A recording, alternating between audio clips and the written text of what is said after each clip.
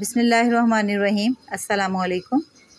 दो साइड्स को इक्वल करके जब हम यूँ सिलाई लगाते हैं, चाहे वो घेरे की है या बाजू की है या फिर ट्राउज़र का पांचा है, तो इस तरह ये ओपन हो जाती है। उधड़ जाता है तो बिल्कुल इस तरह आपने सिलाई नहीं लगानी। उसके लिए मैं आपको एक टिप दूँगी। ये देखें, आपने यूँ पलट के इनसाइड यहाँ से सिलाई शुरू करनी है और बिल्कुल आखिरी जो स्टिच है उसको हमने यूँ लेना है, सुई को उल्टा रख के और दोबारा घुमा के अब यहाँ से हमने स्टिच कंप्लीट कर लेना है। अब देखिए, ये देखें, कभी भी पांचा वगैरह नहीं उधड़ेगा इस तरह।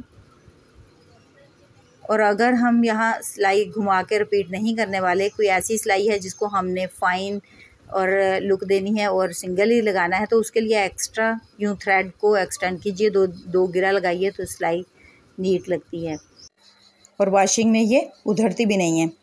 यहाँ करीब से कट कर लेंगे और बिल्कुल नीट, ये देखें, हमारी सिलाई लग गई है। स्ट्रिप्स के साथ बाजुकात हमें डिज़ाइनिंग करनी होती है, तो इन स्ट्रिप्स को आपस में जोड़ने के लिए आप राइट एंगल में यूँ रखें और यूँ प्रेस करके कॉर्नर इस तरह निशान लगा लें, इसके ऊपर सिलाई करें। यूँ अब हम इसके ऊपर यहाँ सिलाई लगाएंगे। इस तरह सिलाई लगाने से दोनों स्ट्रिप्स जो हैं वो बिल्कुल इक्वल सिलाई होती हैं। और यूँ तिरछी सिलाई का क्या फ़ायदा होता है कि ये जो हमारा कपड़ा है यहाँ डबल हुआ है सिलाई की वजह से, तो ये एक ही जगह इकट्ठा नहीं होता। फॉर एग्ज़ाम्पल, हम इसे यूँ फोल्ड करके इस स्ट्रिप को ये कहीं भी लगाने वाले हैं, तो ये देखें, इनसाइड ये जो जोड़ है, इसका जो कपड़ा है, ये एक ही जगह पे इकट्ठा नहीं है, तो बहुत ही नीट हमारी स्टिचिंग होती है। कपड़े को लंबाई के रुख काटना कोई मुश्किल नहीं होता, वो तो आराम से फट भी जाता है और बिल्कुल सीधा पड़ता है।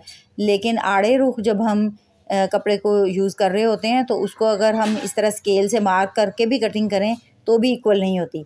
ये देखिए, मैं आपके सामने ये स्केल से बिल्कुल सीधा मार्क कर रही हूँ। दूसरे कपड़े के ऊपर भी मैंने इसको निशान लगा लिया है। अगर इस स्केल, ये देखें, यूँ अगर मैं यहाँ कटिंग करूँगी तो यूँ लग रहा है जैसे ये फैब्रिक सीधा है और अब हमारा कपड़ा जो है वो सीधा हो गया है।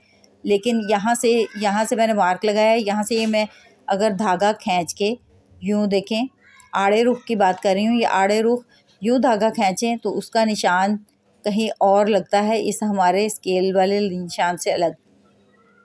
और इसके ऊपर अगर कटिंग करेंगे तो ये परफेक्ट सीधी कटिंग होगी। यूँ जहाँ तक ये हमें नज़र आ रहा है उसके ऊपर कट कर रही हूँ, उसके बाद फिर धागा खींच के उसको मैंने यूँ कट कर दिया है। ये देखें, इस तरह ये कटिंग करने से बिल्कुल सीधी आड़े रुख कपड़ा जो है हम सीधा कट कर सकते हैं। ये हमारा निशान डिफरेंट जगह पे है और हम डिफरेंट जगह पे कटिंग कर रहे हैं। ये बिल्कुल, यहाँ देखें, ये बिल्कुल सीधा ये कट हो गया है। अब ये वो टिप्स हैं जो डेली हमारी कटिंग स्टिचिंग में हमें काम आते हैं। अब मेरी एक सिस्टर ने मुझे कहा है कि मुझे फ्रंट और बैक प्लेकेट बनाने का तरीका बहुत आसान सा कुछ बता दीजिए। ये देखें, अगर आप फर्स्ट टाइम भी बना रही हैं तो ये बहुत ही सिंपल मेथड है। आपने सेंटर से मार्क कर लेना है, जहाँ आपने प्लेकेट बनाना है उसको सेंटर से यूँ कट कर लें और जिस तरह ये मैंने निशान लगाए हैं सिलाई का मार्जिन, उतना हमने ये सिलाई का मार्जिन रख के और दोनों साइड पे यूँ लाइन लगा देनी है। एक स्ट्रिप जिससे हमने प्लेकेट बनानी है वो 1 इंच की इस तरह तैयार करनी है, दोनों उसकी साइड्स इनसाइड फोल्ड कर देनी है और डबल स्ट्रिप ये होनी चाहिए। यूँ हम इसको सिंपल रख के और सीधी सिलाई के साथ इसको यहाँ अटैच कर देंगे। ये फ्रंट प्लेकेट सिलाई करने का ये वो मेथड है जो सबसे ज़्यादा आसान है। आपने जस्ट इस सीधी स्ट्रिप को या अपने लाइन जो मार्क की है इसके ऊपर रख के यूँ सिलाई कर देनी है। एक ही सिलाई के साथ आपका प्लेकेट बन जाएगा बहुत खूबसूरती के साथ। ये देखें, प्रैक्टिकली मैं आपको करके दिखा रही हूँ। इस तरह जहाँ मैंने ये मार्क किया है उसके ऊपर के मैंने प्लेकेट वाली स्ट्रिप जो है यूँ रखी है ओपन करके, और हमारी शर्ट का जो कपड़ा जहाँ प्लेकेट बनाना है वो इसके अंदर रखा है। बिल्कुल सीधी यूँ सेंटर पे भी जो कट लगाया है उससे हमारा मार्क जो ओपन हो गया और इस तरह हम सीधी सिलाई लगा पा रहे हैं। यहाँ ये सिलाई कंप्लीट कर लेंगे और प्लेकेट रेडी है। ये देखें, सीधी सिलाई लगाई, आप इसको यूँ टर्न करेंगी इस तरह दूसरी साइड को इसके ऊपर, और यहाँ फिंगर्स की मदद से यूँ नोक बना देंगे। तो ये देखें, परफेक्ट प्लेकेट बन के तैयार हो गया है। अब इसको हम सिलाई की मदद से फिक्स कर देंगे एक साइड से जितना आपको पसंद हो। छोटा सा ये प्लेकेट है और मैं थोड़ा सा बना रही हूँ। अच्छा, ये इसके लिए आप ये भी याद रखिएगा, अगर आप बड़ा या चौड़ा प्लेकेट बनाना चाह रहे हैं तो आपको सेंटर से कपड़ा कट करना होगा। ये चूँकि बहुत ही छोटा है तो इसका जस्ट मैंने एक कट लगाया है, कपड़े को कटिंग करके रिमूव नहीं किया। उसका मेथड भी आइंदा किसी वीडियो में मैं आपको बता दूंगी अगर आपने लेडीज़ शर्ट पे प्लेकेट बनाना है। तो ये बेबी गर्ल की शर्ट है जिसके ऊपर बेबी गर्ल या बेबी बॉय दोनों का ये प्लेकेट इस तरह बन सकता है। तो ये फ्रंट प्लेकेट ये देखें बटन टेक के साथ बन के रेडी हो गया है बहुत ही आसान तरीके से। इसी तरह बैक साइड पे भी आपको बताती हूँ। बैक साइड पे फॉर एग्ज़ाम्पल आपने फ़्रॉक जो है उसकी पेटी के ऊपर बना रहे हैं तो जितना आपने जोड़ना है दोनों पार्ट्स को उतना आपने निशान लगा लेना है।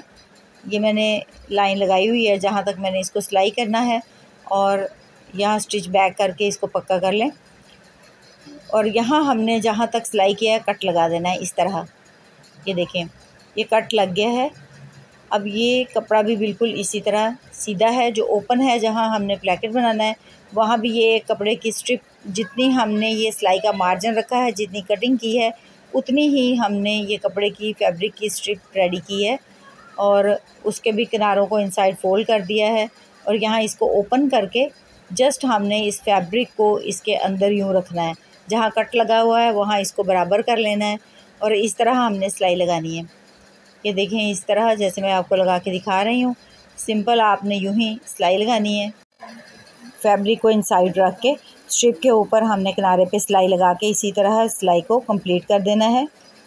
सिलाई कंप्लीट करने के बाद हमें वन साइड जो है इसको यूँ इनसाइड पलट के दूसरी साइड पे यूँ स्टिच से फिक्स करना है। ये सिलाई हमने जहाँ तक कट लगाया हुआ है वहीं तक लगानी है। ये जो पॉइंट है यहाँ तक हमने इस सिलाई को फिनिश कर देना है। यहाँ तक इसको लगा के टर्न करेंगे, नीडल अंदर ही रखेंगे, घुमा के यूँ हम टर्न करेंगे और फिनिश कर देंगे इस तरह। इसके बाद ये देखें हमारा बैक साइड पे बटन टेक के साथ ये प्लेकेट बन के तैयार हो गया है। वीडियो कारआमद लगी है तो लाइक कर दीजिए। चैनल पे न्यू है तो चैनल को सब्सक्राइब कर दीजिए ताकि आइंदा भी ऐसी कारआमद वीडियोस देख सकें। ये जर्सी स्टफ़ है हमारे पास। अक्सर रेडीमेड लेगिंग्स, टी शर्ट्स या अंडर शर्ट्स जो हैं इसी स्टफ़ की बनी हुई होती हैं। तो बच्चे जो हैं इनको उधेड़ लेते हैं। इनको कैसे सिलाई करना है, अगर आप सिलाई मशीन में इसको स्टिच करते हैं तो सिलाई की सूरत हाल कुछ इस तरह की होती है। ये देखें जगह जगह मशीन ने टॉप कर दिया है। ये टांका यूँ ओपन है। तो इसके लिए बहुत ही एक यूज़फुल टिप है।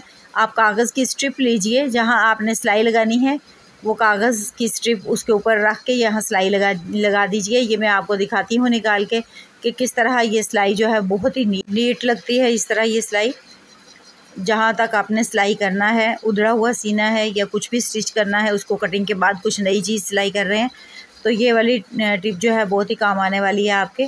कागज़ मैंने हटा दिया है, टांका आप देख लीजिए कि कितना नीट ये लगा है, कहीं भी टॉप नहीं किया। और ये दूसरी सिलाई की सूरत हाल भी। डिज़ाइनिंग करते हुए बेबी गर्ल्स के फ्रॉक्स की अक्सर इस तरह की हमें स्टिचिंग करनी पड़ जाती है। ये देखें ये मेरे पास 2 पीसीज हैं जिनको मैं ज्वाइन कर रही हूँ सेंटर से और इसको मैंने एक टिप से शुरू किया और चौड़े वाले हिस्से की तरफ इसकी सिलाई इस तरह लगा रही हूँ।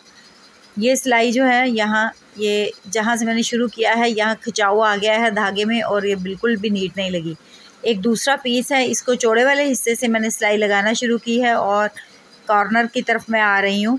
तो इस तरह बारीक वाले हिस्से या कॉर्नर के ऊपर यूँ मैंने स्टिच कर दिया है। अब इसको ओपन करके देखें बिल्कुल एग्जैक्ट ये ठीक नीट कॉर्नर बना है। तो हमेशा चौड़ाई से कॉर्नर की तरफ सिलाई लगाइए। अब हमारे पास ये एक कपड़ा है जिसका एक कॉर्नर मिसिंग है। तो इस मिसिंग कॉर्नर के ऊपर एक कपड़ा कैसे स्टिच करना है, जिस शेप में ये मिस है हमें यूँ एडजस्ट कर लेना है कि 1.25 इंच दोनों साइड पे राइट एंगल में 1.25 इंच जो है ये एक्स्ट्रा रख के उसके ऊपर मार्क करें और कट कर लें। यूँ इस पीस को यहाँ एडजस्ट किया और ये देखें जिस शेप में ये मिसिंग था मैंने उसके साथ साथ यहाँ निशान लगा दिया है। अभी इसी निशान के ऊपर हमने कट कर लेना है। इस तरह कटिंग करने के बाद ये जो पीस है इसको नॉर्मली हमने सिलाई का मार्जिन जितना होता है उतना हमने यहाँ रख के यहाँ स्टिच कर लेना है। एक तरफ कॉर्नर थोड़ा सा मैंने बाहर की तरफ बढ़ाया है, जिस तरह हम 2 रेब कपड़े को बढ़ाते हैं। तो ये चूँकि रेब शेप में था, इसी तरह अगर स्क्वायर शेप में हो या किसी भी शेप में हमने मिसिंग पीस को अटैच करना है तो हम यही कुलिया यूज़ कर सकते हैं। वीडियो कारआमद लगी तो लाइक कीजिए, चैनल पे न्यू है तो चैनल को सब्सक्राइब कर दीजिए। देखें कितना खूबसूरत सा हमारा ये मिसिंग कॉर्नर बन के अटैच हुआ। अल्लाह हाफिज़।